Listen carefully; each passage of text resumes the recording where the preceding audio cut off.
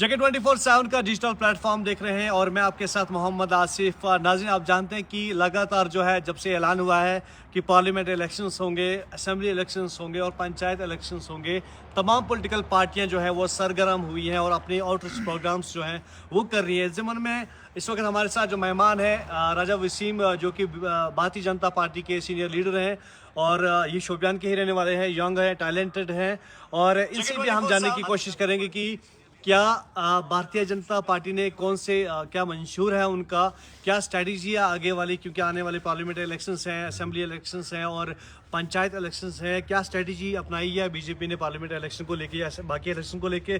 क्या कुछ जो बीजेपी के 9 साल बेमिसाल के नारे लगाए जाते हैं, तो इन सालों में भी भारतीय जनता पार्टी की ओर से खासकर जिला शोपियान की बात करें तो कौन सी डेवलपमेंट हुई है? इसके साथ साथ हम जानना चाहेंगे कि लगातार जो आउटरीच प्रोग्राम्स होते हैं उनके हवाले से भी जानेंगे। लेकिन सबसे पहले आपका वेलकम करते हैं जगह 24/7 के लाइव निशात में।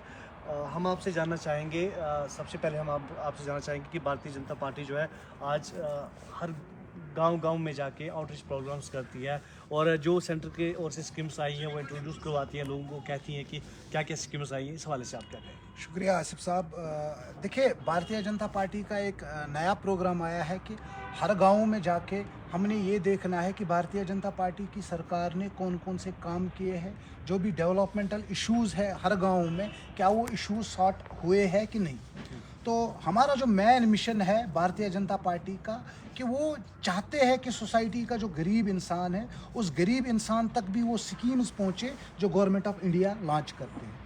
तो इस सिलसिले में डिस्ट्रिक्ट शोपियान की टीम हमारी जो है वो भी गांव-गांव जा रहे हैं और हम ये फ़ख्र के साथ कह सकते हैं कि भारतीय जनता पार्टी की सरकार ने बहुत सारे ऐसे काम किए हैं जो पिछले 70 सालों से पड़े हुए थे, लेकिन जब से भारतीय जनता पार्टी आई है यहाँ के लोगों में भी खुशी उत्सव है और वो चाहते हैं कि भारतीय जनता पार्टी की ही सरकार 2024 में भी आए। तो इस चीज़ को लेके भारतीय जनता पार्टी के कार्यकर्ता हर गांव में जाते हैं और जो भी मसाइल वहां पर है उन मसाइलों को ऑन स्पॉट हल करते हैं या जो बड़े मसाइल हो उनको डिस्ट्रिक्ट एडमिनिस्ट्रेशन तक पहुंचाते हैं। अगर देखा जाए डेवलपमेंट की आपने बात की है कि भारतीय जनता पार्टी जो है डेवलपमेंट के काम कर रही है, लेकिन 9 साल बेमिसाल के नारे आप दे रहे हैं। दूसरी तरफ देखा जाए तो कई पार्टियाँ कहती हैं कि भारतीय जनता पार्टी की ओर से वैसी डेवलपमेंट के काम नहीं की गई जैसे ये नारे लगा रही है। इस वाले से आप क्या कहेंगे? देखिए, आपको मैं एक चीज़ बता दूं कि आप खुद भी शोपियान के हैं और आपको खुद भी ये चीज़ पता है, भारतीय जनता पार्टी ने जो स्कीम्स लॉन्च की, इससे पहले क्या होता था कि राजीव गांधी जो हमारे देश के प्रधानमंत्री थे उन्होंने बोला था कि अगर मैं 100 रुपये जम्मू कश्मीर पहुंचाता हूं तो 100 रुपये में खाली 10 रुपये कहाँ कश्मीर पहुंचते हैं। आज 100 में मैं ये नहीं बोलूँगा 100 के 100 पहुंचते, लेकिन 95 रुपये आज कश्मीर पहुंचते हैं। आज हर जगह पे डेवलपमेंट होती है। आप खुद भी देख लीजिए, मगल रोड की टनल अप्रूव हो गई, लेकिन उसमें डीपीआर भी बन गया है। बीजेपी हुकूमत कहती है आज हमने किया है। बीजेपी कहती है कि मगल रोड का काम हमने किया है। मुफ्ती मोहम्मद सईद ने जो है टनल का ये फाइल बनी थी टनल की। देखिए, पहली बार जो मुख्यमंत्री बने थे मुफ्ती साहब, वो 2002 में बने थे और 2014 में भी वो बने थे। तो कब कहाँ किया? अगर उन्होंने किया होता 2002 से 2024, आज हम 24 में हैं। तो आप महबूबा मुफ्ती अपनी जलसों में खुद कहती है कि जो मगरूर देन है ये मुफ्ती मोहम्मद सईद की देन है। देखिए, उनके पास बेचने के लिए कुछ नहीं, उनके पास बेचने के लिए ये था कि हम 370 को वापस लाएंगे। तो ऑनरेबल कोर्ट ने वो सपना भी उनका तोड़ दिया। अब वो लोगों के पास जाएंगे किस मुंह से? अब तो उनको लोगों को झूठ फिर से बोलना है ना। उनके पास बेचने के लिए कुछ नहीं है। राजा वसीम फखर के साथ शोपियान के मार्केट में जाएगा, मैं अपनी मार्केटिंग खुद करूंगा, मैं देश के प्रधानमंत्री की मार्केटिंग करूंगा, क्योंकि उन्होंने काम किए हैं। आज हर किसी इंसान के जेब में 5 लाख रुपए नरेंद्र मोदी ने दिए हैं। आपके पास आयुष्मान भारत का कार्ड है, आपके पास है वो आपकी जेब में है। दैट मीन्स उन्होंने दिया है आपको। हर घर नल, आज हर किसी घर वाले के पास पानी की सप्लाई पहुंचती है। तो इनके पास बेचने के लिए कुछ नहीं है। अब ये चाहते हैं, देखिए 2019 से पहले आप सिचुएशन देखिए, 2019 के बाद देखिए, ये लोग चाहते हैं कि अब लोग स्ट्राइक क्यों नहीं करते। इनका कलेजा फट चुका है, ये अब लोगों को उकसा रहे हैं, लेकिन अब लोग समझ चुके हैं कि भारतीय जनता पार्टी की सरकार हर चीज़ पे कंप्रोमाइज़ करेगी, यहाँ के नौजवानों को जो भटकाएगी उन लोगों को हम छोड़ेंगे नहीं, क्योंकि ये देश जितना महबूबा मुफ्ती का है उतना यहाँ के गरीब का है, जितना राजा वसीम का है उतना यहाँ के शोपियान के गरीब लोगों का भी है। तो इनके पास बेचने के लिए है ही नहीं कुछ, ये बेचेंगे क्या? आपने आर्टिकल से पहले की बात की, तो आर्टिकल से के बाद क्या बदला है, क्या नया आया है जे.एंड.के की अगर बात करें? जैसे आप देखिए, शोपियान में 3 जगह टूरिस्ट स्पॉट अनाउंस हो गई, वहाँ पर काम भी चल रहा है। आप मुझे बताइए 70 सालों में यहाँ तो MLAs MPs इनके ही थे ना।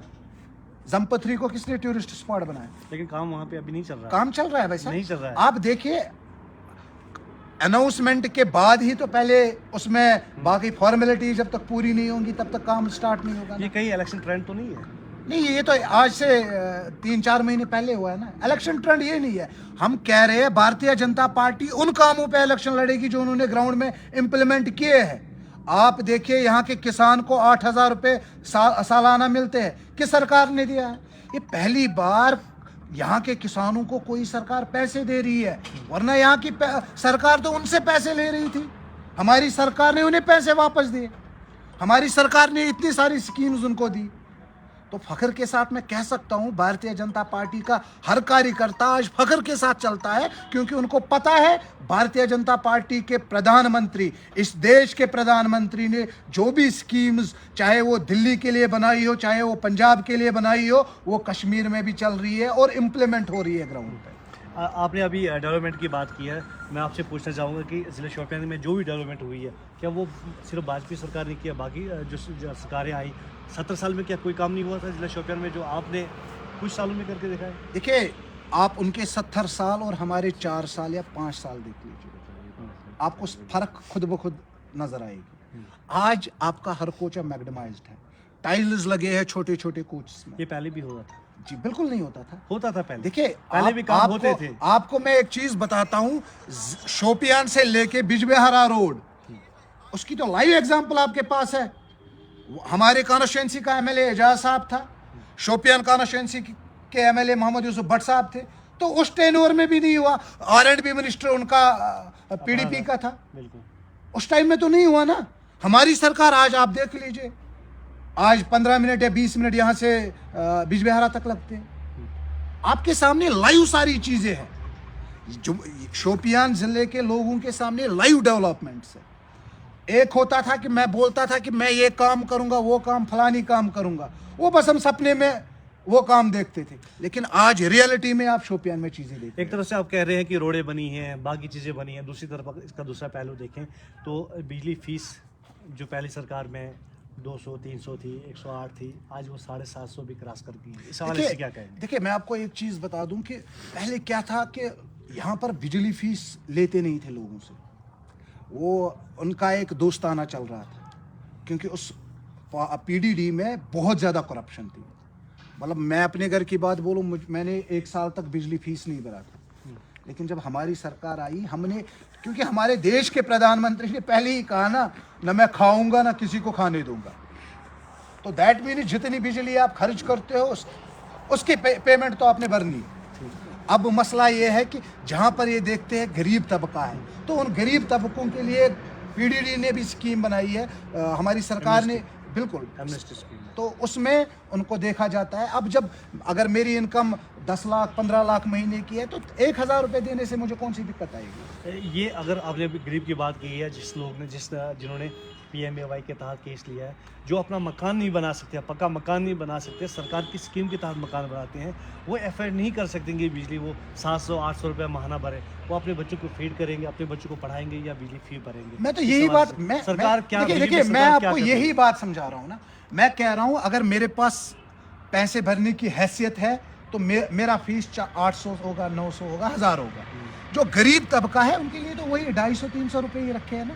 नहीं तो 750 आ रहे हैं आज साढ़े, आप चेक कर लीजिए, मैं आपको बता देता हूं, जो AAY स्कीम के तहत आते हैं, अंत्योदय स्कीम के तहत आते हैं, उनको वही 250-300 रुपये देने पड़ते हैं महीने के। तो अब देखिए, आज तक इन लोगों ने क्या किया, आज तक इन लोगों ने यहाँ पर, मैंने आपको बताया था ना, इन्होंने मस्ती में रखा था लोगों को क्योंकि इनकी कुर्सियां चल रही थी, इनके घर चल रहे थे, ये शीश महल बना रहे थे। हमने जब कहा कि हम खुद भी नहीं खाएंगे और किसी को खाने भी नहीं देंगे, तो इनको तकलीफ हो गई। इनको तकलीफ इसलिए हो गई क्योंकि अब इनकी बैंक बैलेंस खत्म हो गई। इनको तो आदत थी ना कि हर साल इनके अकाउंट्स में पैसे आते थे। अब डेवलपमेंट की बात हो रही है तो कुछ चीज़ें हम भी पूछ लेते हैं। पेट्रोल कहाँ 60 रुपये में 70 रुपये में था, कहाँ आज 100 में है। डीजल कहाँ 40-45 में था, आज वो 100 में पहुंच गया, तकरीबन 86 में है। अगर एलपीजी की बात करें जो डोमेस्टिक में यूज़ होता है, वो 412 या 450 के आसपास था, तो तभी सब्सिडी थी। और आज जो है 1050, हालांकि 1200 से थोड़ा कम किया गया हाल ही में। कहाँ जो है विकास की बात करते हैं। अगर विकास हुआ है तो ये महंगाई क्यों गरीब पे थोपी जाती है, आम गरीब पे? देखिए, ये आम गरीब पे नहीं थोपी जाती है। देखिए, अगर आप अफोर्ड कर सकते हैं 5 लाख 6 लाख की गाड़ी, तो पेट्रोल भी आप अफोर्ड कर सकते हैं। अब मसला ये है, देखिए मैं आपको एक चीज़ समझाता हूँ। जब हमारी सरकार से पहले एक डिलीवेजर की सैलरी 1500 रुपये थी, आज वही डिलीवेजर 9,500 ले रहा है, यानी कि 6-7 हज़ार रुपये उसमें एक्स्ट्रा हो गए। दैट मीन्स वो डिलीवेजर जो हर दिन काम करता था 1500 रुपये पे वो महीने का खर्चा चलाता था, आज हमारी सरकार उसको 9,500 10,500 दे रही है। एक पहलू ये हो गया। दूसरा पहलू ये हो गया, आज से 10 साल पहले हमारी सेब की पेटी 200-300 में जा रही थी, आज 1400-1500 में जाती है। यानी कि जहाँ बाकी चीज़ों में भी रेट इंक्रीज हो रही है। देखिए, ये सारी चीज़ें तब तक कंट्रोल नहीं होगी जब तक, देखिए हम चाहते हैं कि यहाँ पर पेट्रोल 100 रुपये नहीं 80 रुपये हो जाए, लेकिन आपको बाकी चीज़ें, अगर आपको सरकार आपको पिछले 4 सालों से आपको फ्री राशन मिल रहा है, वो चीज़ें काउंट नहीं कर रहे हैं आप। ये पेट्रोल में 2 रुपये चढ़ गए, 1 पैसा चढ़ गया, वो चीज़ें देख रहे हैं आप। राशन पिछले 4 साल से हमारी सरकार मुफ्त राशन आपको दे रही है, 2-2 3-3 महीने का राशन दे रही है और 10-10 किलो दे रही है। नहीं लेकिन दूसरी तरफ तो देखिए ना, पिछले महंगाई जो है आसमान छू रही है। मैं कह रहा हूं, पिछले 3 साल से आप देख लीजिए, हमारी सरकार बिल्कुल मुफ्त राशन दे रही है। आप गरीबों से जाके पूछिए ना, वो सेटिस्फाई है नरेंद्र मोदी जी की गवर्नमेंट से। वो जानते हैं कि नरेंद्र मोदी जी एक ऐसे वाहिद पॉलिटिकल लीडर है, एक ऐसे वाहिद देश के प्रधानमंत्री है जिसको गरीबों की चिंता है, जिसको अमीरों की चिंता नहीं, गरीबों की चिंता है। इसलिए जो भी schemes government of India launch करती है, सबसे पहले वो गरीब तबकों की तरह देखती है। वो अमीरों को खुश करने के लिए स्कीम्स नहीं बनाते हैं, वो यहाँ के गरीबों के, पूरे देश के अंदर जो गरीब है उनको खुश करने के लिए स्कीम्स होती है और जो इम्प्लीमेंट भी होती है। चलिए, डेवलपमेंट की बात होगी तो अब हम थोड़ा पॉलिटिकल पूछेंगे, क्योंकि इलेक्शन की तैयारी हो रही है और प्रोग्राम्स हो रहे हैं। आपकी पार्टी का क्या स्ट्रैटेजी आगे, क्योंकि पार्लियामेंट इलेक्शंस हो रहे हैं। रजौरी को जो है अनंतनाग के साथ जोड़ा गया है और शोपियां को जो है श्रीनगर के साथ जोड़ा गया है। क्या लग रहा है आपको कि आने वाली पार्लियामेंट इलेक्शन में भारतीय जनता पार्टी जो है कश्मीर से कोई सीट ले पाएगी? देखिए, मैं आपको एक चीज़ बताता हूँ कि कश्मीर के स्पेशली डिस्ट्रिक्ट शोपियान या डिस्ट्रिक्ट अनंतनाग या कुलगाम, जो साउथ कश्मीर है, साउथ कश्मीर के लोग अब अवेयर हो गए हैं। अब उनको पता है कि हमें लालटीन कौन दिखा रहा था और हमारे एरिया में, हमारे इलाके में डेवलपमेंट कौन करता है। तो मैं दावे के साथ ये कहता हूँ कि अब जम्मू कश्मीर के लोग भारतीय जनता पार्टी के नेताओं को चुनेंगे। तीनों सीट्स कश्मीर की जो है, चाहे वो नॉर्थ की हो, सेंटर की हो या साउथ की, गढ़ है क्या? अभी भी गढ़ है जो आर्टिकल 370 के पहले? देखिए, जब तक ये लोगों को बेवकूफ़ बनाते थे तब तक गढ़ था। अब यहाँ से देख रहे हैं, तो जब लोग सारी चीज़ें साफ साफ देख रहे हैं, तो इसका मतलब है कि वो भारतीय जनता पार्टी के फेवर में वोट देंगे, वो माननीय प्रधानमंत्री नरेंद्र मोदी जी के फेवर में वोट देंगे। आगे पंचायत इलेक्शन भी होने वाला है, असेंबली इलेक्शन भी, पार्लियामेंट इलेक्शन के बाद होगा। क्या आपको लगता है कि अब की बार जो है 50 के पार होगी बीजेपी असेंबली इलेक्शन की, अगर बात करें? देखिए, मैंने आपको एक बात बताई कि लोग अवेयर हो चुके हैं। जब कोई कौम जाग जाता है ना, तो वो तरक्की की ओर चला जाता है। तो जम्मू कश्मीर के लोग अब जाग चुके हैं। अब इन दलालों का कोई काम नहीं है। अब इनके शीश महलों को भी लोग तोड़ेंगे। अब इनको अपने गांव में आने नहीं देंगे। आप खुद भी देख लीजिए, आज ग्राउंड में अगर कोई पॉलिटिकल पार्टी जा रही है, वो भारतीय जनता पार्टी जा रही है। वो इसलिए जा रही है क्योंकि उन्होंने लोगों का काम किया है।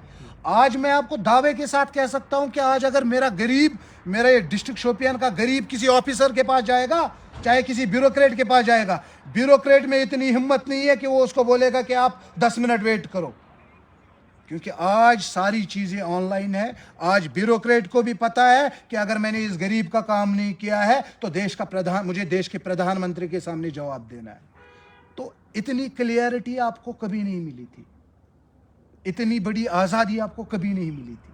हमारी सरकार ने यहाँ पर लोगों को सर उठाने की इजाज़त दी है, सर उठाने का हक दिया है उन्हें। आज यहाँ का नौजवान कहता है कि मुझे फलानी जगह पे मैं क्रिकेट खेलूंगा, मैं अपने देश का नाम रोशन करूंगा, मैं वॉलीबॉल खेलूंगा, मैं फुटबॉल खेलूंगा।